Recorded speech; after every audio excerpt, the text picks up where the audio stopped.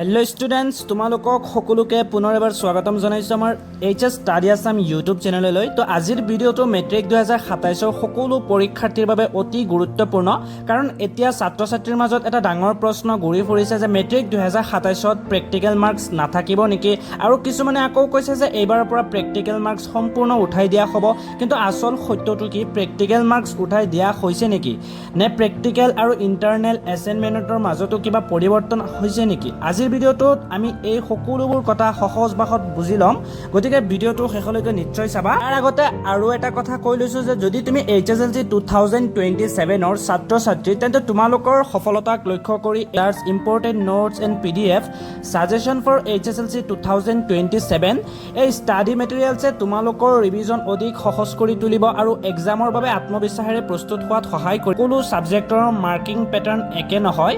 Matric পৰীক্ষাৰ ক্ষেত্ৰতো subject অনুযায়ী মাৰ্কছ ডিষ্ট্ৰিবিউশ্যন বেলেগ বেলেগ হ'ব পাৰে।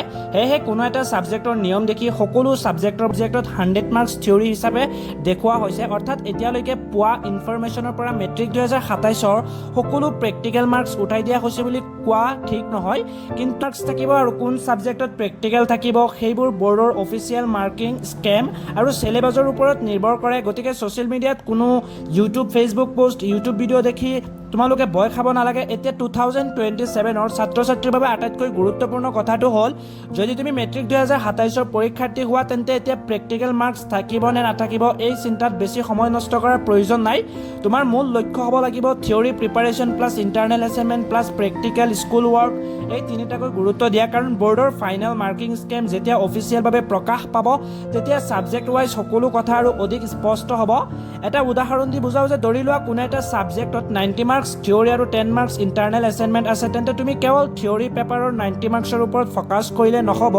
ইণ্টাৰনেল এছাইনমেণ্টৰ 10 মাৰ্কছৰ গুৰুত্বপূৰ্ণ, সেয়েহে স্কুলত ক্লাছ ৱৰ্ক, এছাইনমেণ্ট, প্ৰজেক্ট বা যি একাডেমিক এক্টিভিটি কৰিবলৈ দিয়া হয় সেইবোৰ অৱহেলা নকৰিবা, কাৰণ ফাইনেল ৰিজাল্টত মাৰ্কছ ডিষ্ট্ৰিবিউশ্যন অনুসৰি এই অংশটোৰ ভূমিকা থাকিব পাৰে।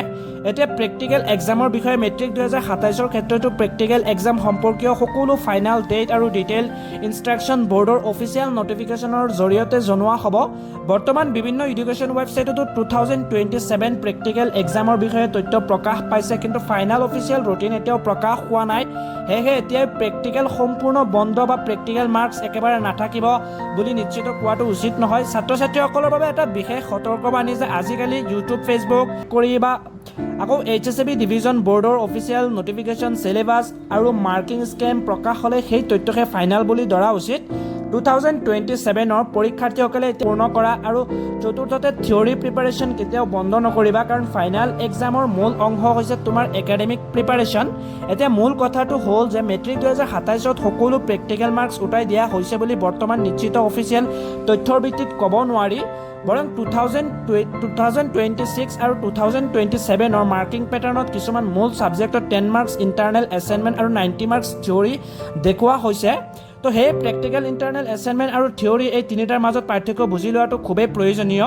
তো মেট্ৰিক 2027 এতিয়াও আগত আছে, আৰু সেই এতিয়াৰ পৰা যদি তুমি নিয়মিত পঢ়া ষ্টাৰ্ট কৰা, চিলেবাছ সময়মতে শেষ কৰা, প্ৰিভিয়াছ ইয়েৰ কুৱেশ্যন প্ৰেক্টিছ কৰা আৰু স্কুলৰ ইণ্টাৰনেল ৱৰ্ক গুৰুত্ব সহকাৰে তুমি চোৱা, তেন্তে এক্সাম প্ৰিপাৰেশ্যন বহুত সহজ হৈ হ'ব। আৰু বৰ্ডৰ পৰা প্ৰেক্টিকেল মাৰ্কছ আৰু মাৰ্কিং স্কেম সম্পৰ্কে নতুন অফিচিয়েল নটিফিকেশ্যন আহিলে আমি সেইটো তোমালোকক সহজ ভাষাত বুজাই দিম। আৰু যদি তুমি আমাৰ চেনেলটোত নতুন আহি থাকা, তেন্তে আমাৰ চেনেলটো ছাবস্ক্ৰাইব কৰি কাষত থকা বেল আইকনটো প্ৰেছ কৰিবা। ইয়াত তোমালোকে এক্সাম আপডেটছ পাই থাকিবা।